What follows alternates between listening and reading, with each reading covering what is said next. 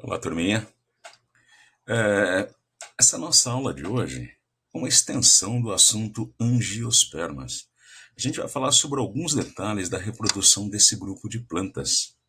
Então, nós vamos tratar do processo de polinização, a formação do fruto, né, e a dispersão do fruto. A gente não pode esquecer que nesse grupo, o avanço evolutivo se deveu principalmente, né, ao surgimento da flor, que trouxe a polinização, né, por animais, a zoofilia, predominantemente, tá?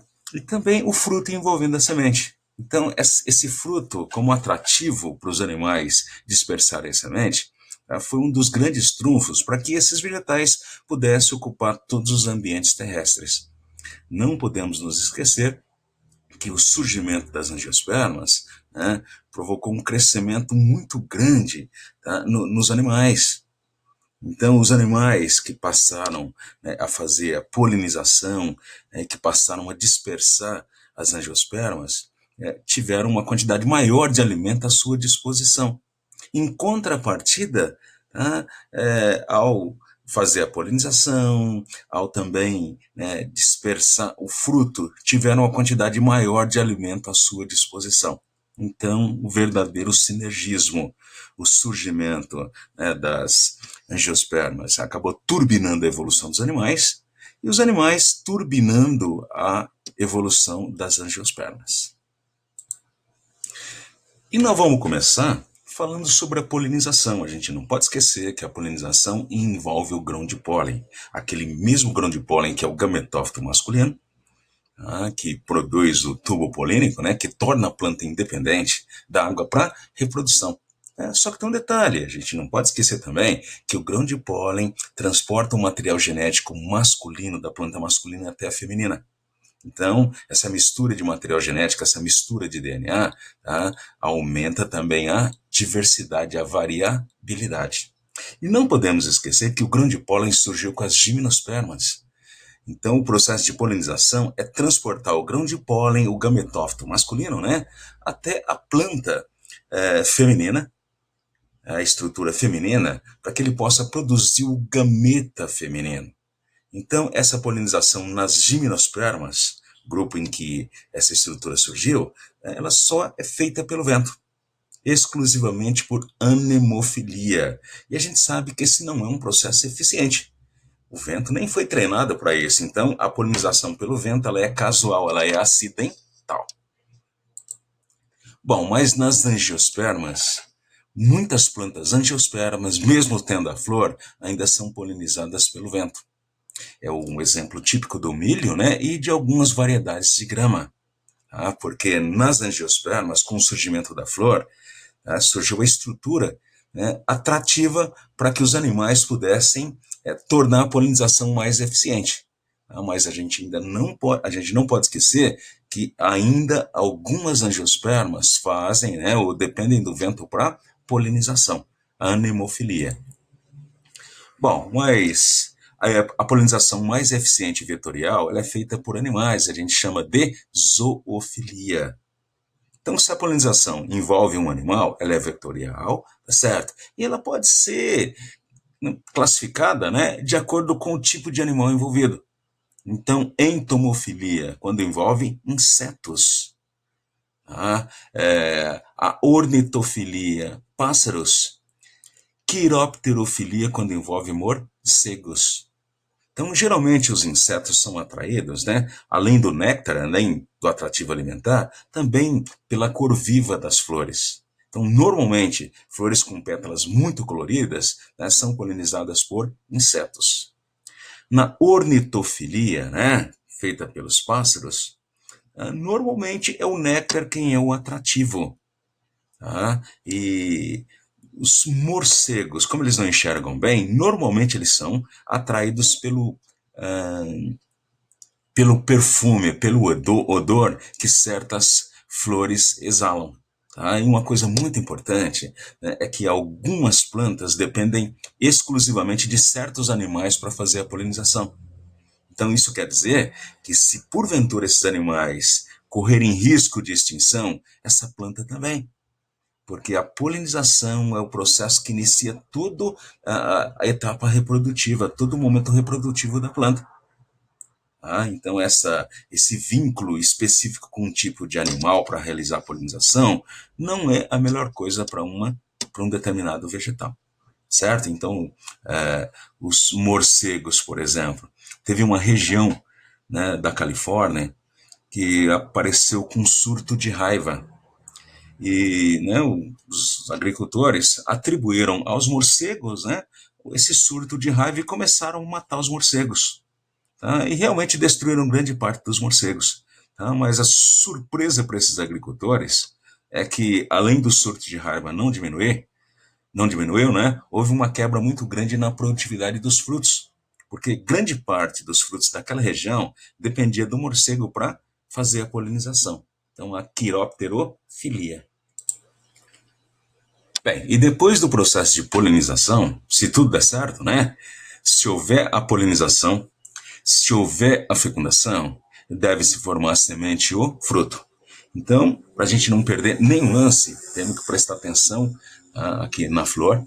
Tá? Ela mostra exclusivamente, né, o, o gineceu, né, o pistilo, o carpelo, tá? E aqui o receptáculo onde a flor basicamente está inserida, né?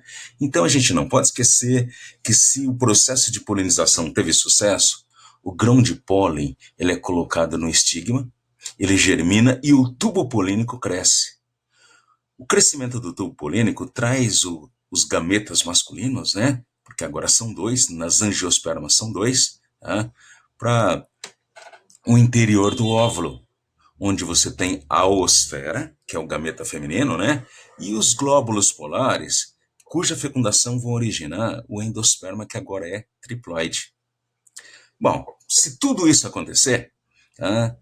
E o embriãozinho que vai surgir aqui da fecundação da oosfera, tá? Ele vai crescer, ele vai começar a crescer e vai produzir um hormônio chamado auxina. Esse hormônio auxina, tá, vai extravasar, né, o óvulo, que agora já virou semente. Então, à medida que esse embriãozinho está se formando aqui, o que era óvulo passa a ser semente. Então, esse embriãozinho está crescendo onde? Dentro do óvulo, que agora já é semente. E esse hormônio liberado pelo embrião vai impregnar a parede do ovário. A parede do ovário está em torno do óvulo, então está envolvendo a semente. Então, quando isso acontece, né, essa parede do ovário é estimulada a crescer, né, absorver substâncias nutritivas, águas, e vai se transformar no fruto. Então, estrategicamente, o fruto, olha, envolve a semente. Então, toda estrutura que envolve diretamente a semente, que obviamente é derivada do ovário, a gente chama de fruto, certo?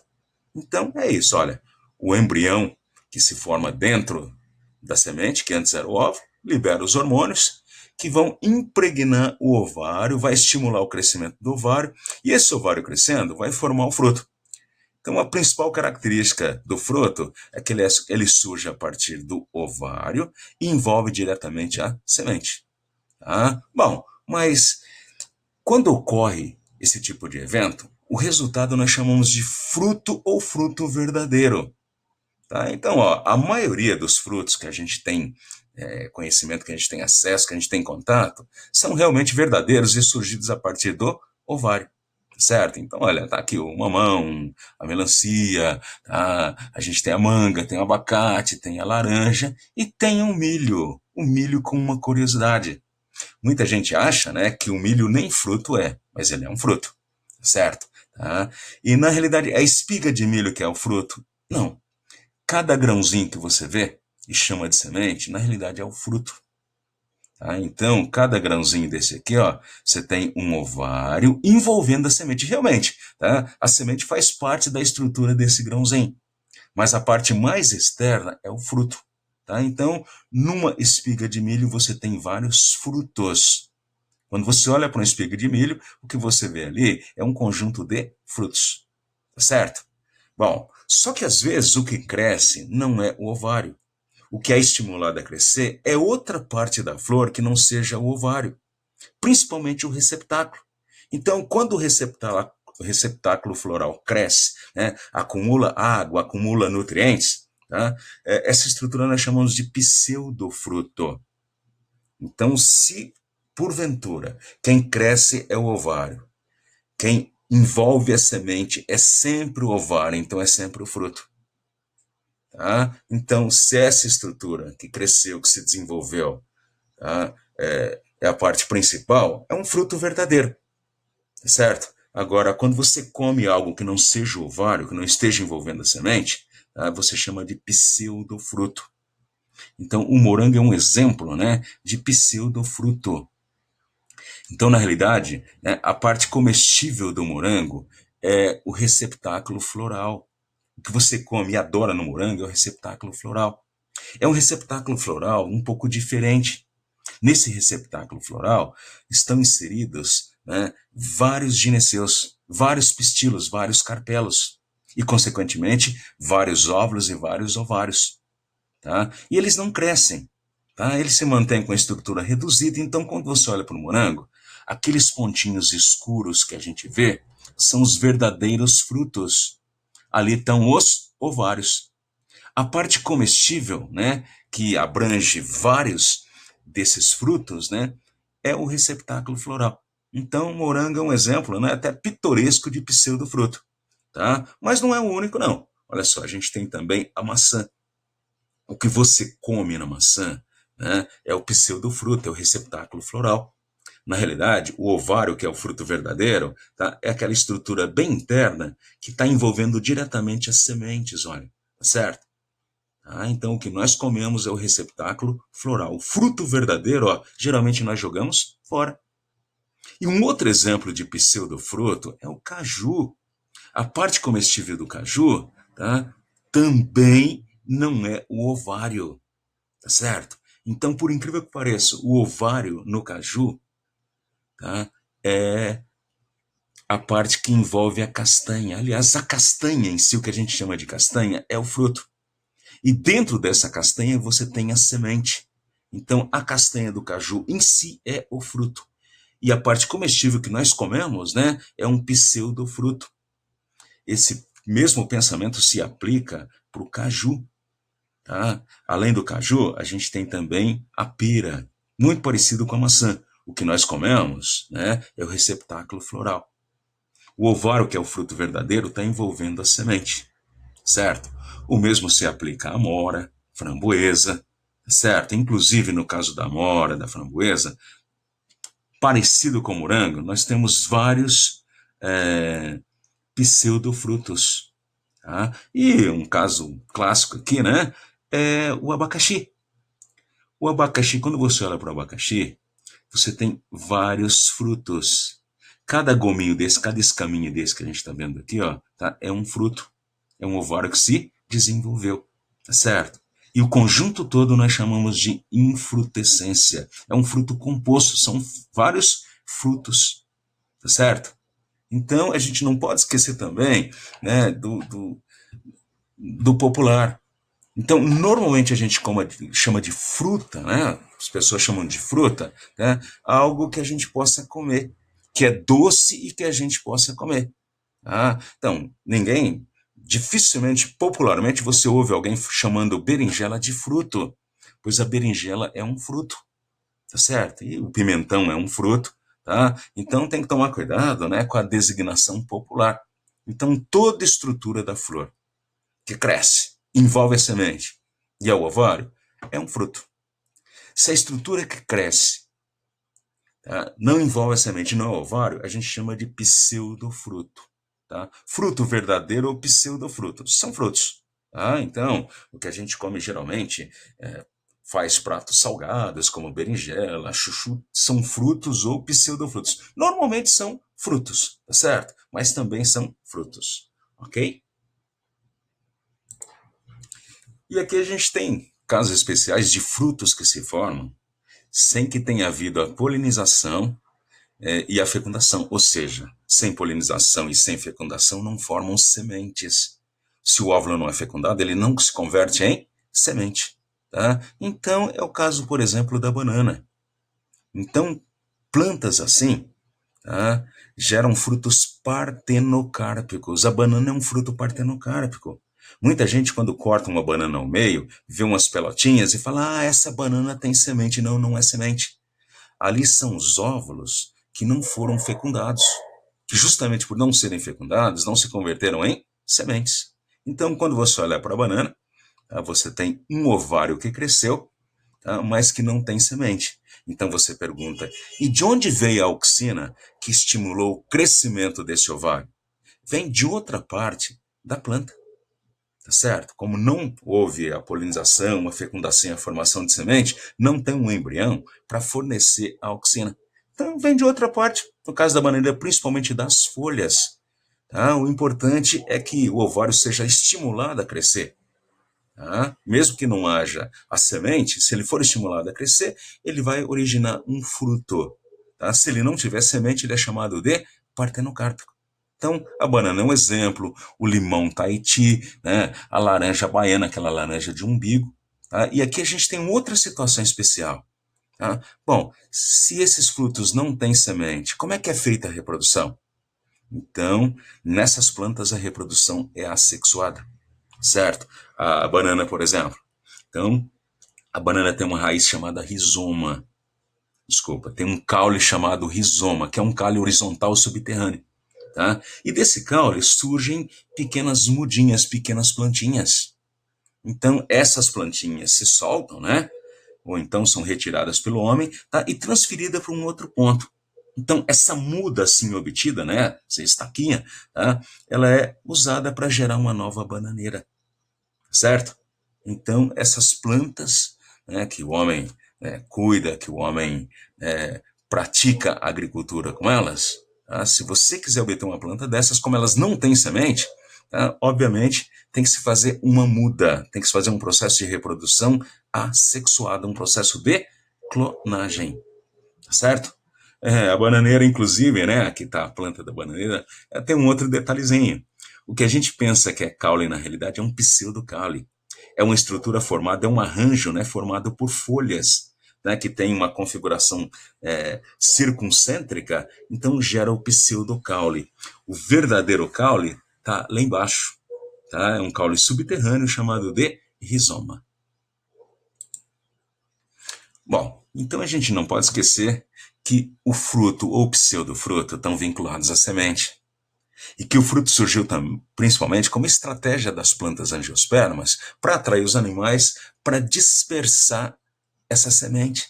Não podemos esquecer que dentro dessa semente, no interior da semente, já tem um embriãozinho, que é uma plantinha em miniatura. Então, a ideia é que essa semente seja levada para o mais longe possível da planta-mãe. Quando essa semente for colocada no lugar certo, ela vai germinar, vai surgir uma nova planta e isso que a gente chama de dispersão.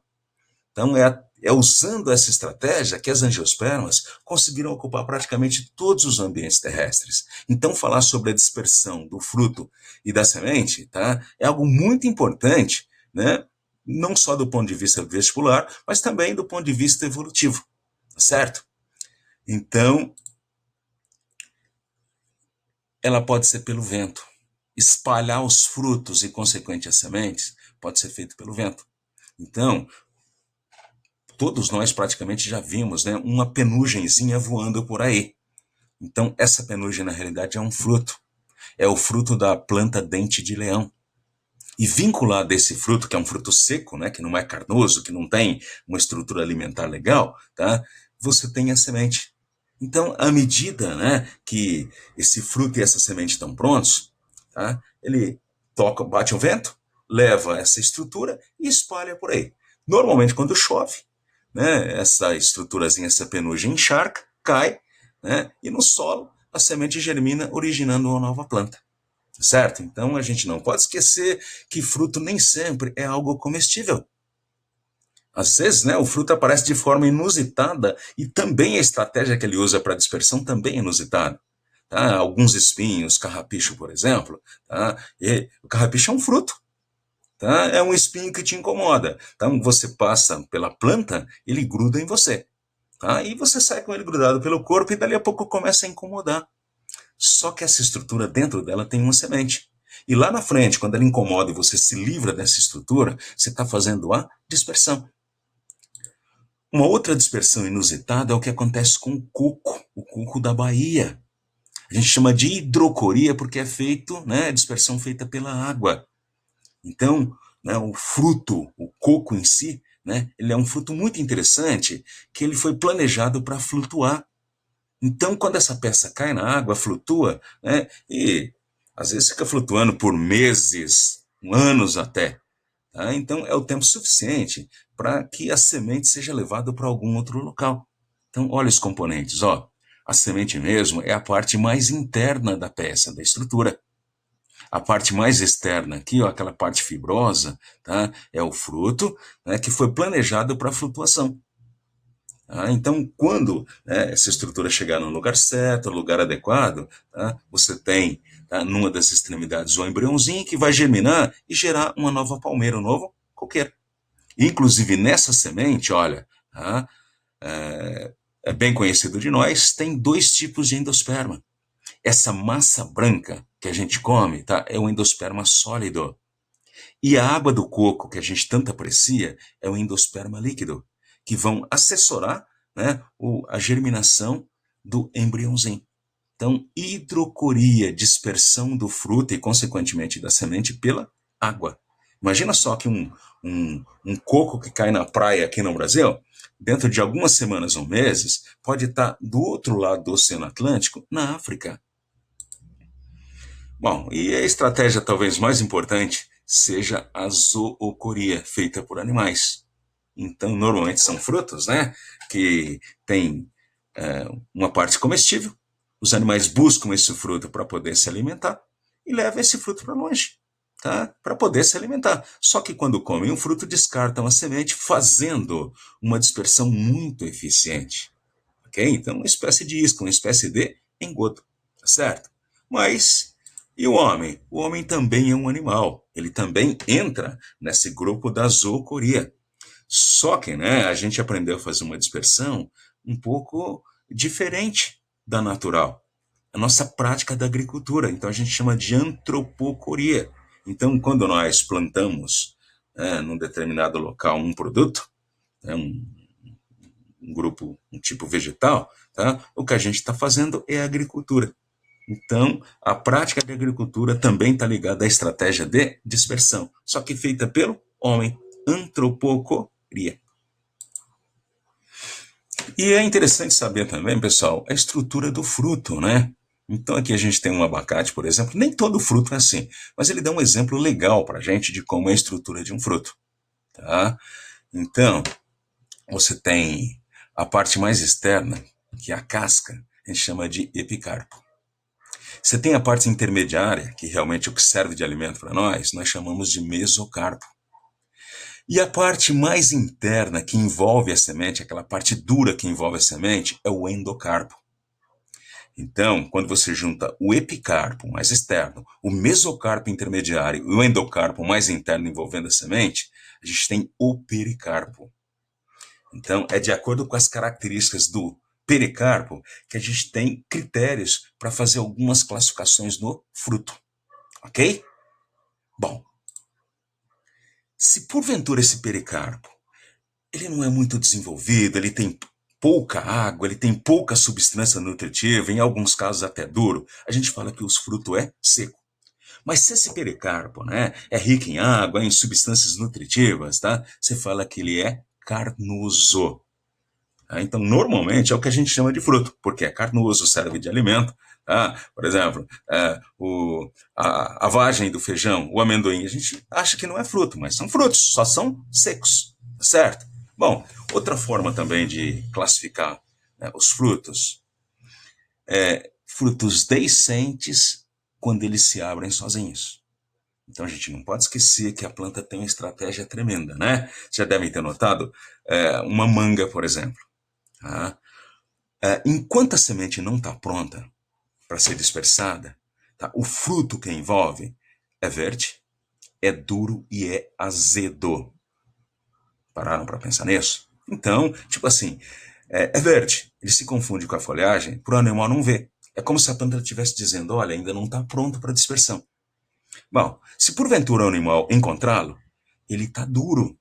O animal vai morder e fala, nossa, realmente, né, não dá para fazer nada porque isso aqui está duro. E se porventura ele persistir, normalmente esse fruto que está verde ainda, né, que não está pronto, ele é azedo. Mas quando essa semente fica pronta para dispersão, acontecem normalmente mudanças radicais no fruto. Normalmente a sua parte mais externa, né, muda de cor. A manga, por exemplo, fica, né, uma cor que se sobressai na folhagem para, né, chamar a atenção dos animais. Então, aquele material, né, que era duro fica mole para facilitar, né? Falar, olha, vem comer que está tudo pronto, tá? E aquele material ácido, azedo, acaba virando açúcar.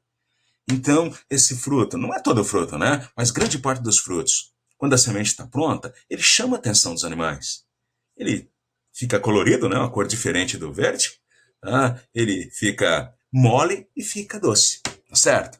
E, bom, só que tem alguns frutos que não têm uma estratégia dessa.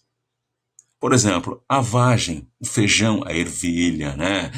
São vagens. Essa vagem aqui, ó, né, que caracteriza a planta leguminosa, é um fruto. Pode até não acreditar, mas é um fruto e lá dentro está cheio de sementes. Tá? Mas não é uma boa estratégia. A gente até come a vagem, né? Mas não é a melhor estratégia em se tratando de atrair animais. Então, quando está tudo pronto, tá? Esse fruto se abre sozinho.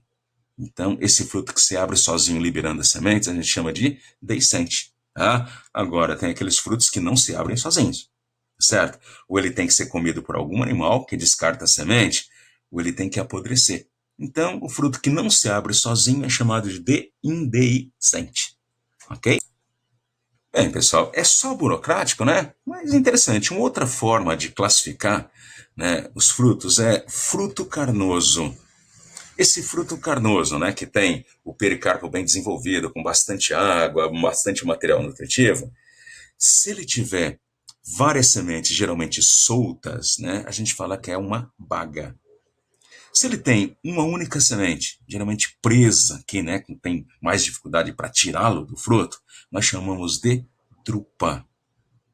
Ok? Então, semente solta, várias sementes, é uma baga. Pensa na laranja, no mamão. O pêssego, o abacate, é um tipo de fruto carnoso que a gente chama de drupa. E um ponto interessante, a gente não pode esquecer que cada fruto vem de um ovário que se desenvolveu. E cada semente vem de um óvulo. Então, um tipo de fruto desses, olha, você tem a flor, né? O gineceu, que tem um ovário, tá? E geralmente um óvulo. Agora, no mamão, não. O mamão em si, o fruto que você come, é um ovário. Mas cada sementinha é um óvulo. Então, você, né, tem um mamão vindo de uma flor, que tem um ovário, e dentro dele tem centenas, milhares de óvulos, certo? E cada uma dessas sementes para se formar depende de uma polinização e uma dupla fecundação, tá certo? Então é isso, pessoal. Tá? Tem algumas coisas que são mais curiosidade do que importante para o vestibular, tá? Mas é bom a gente estar, né, a par dos acontecimentos no mundo da informação biológica, ok?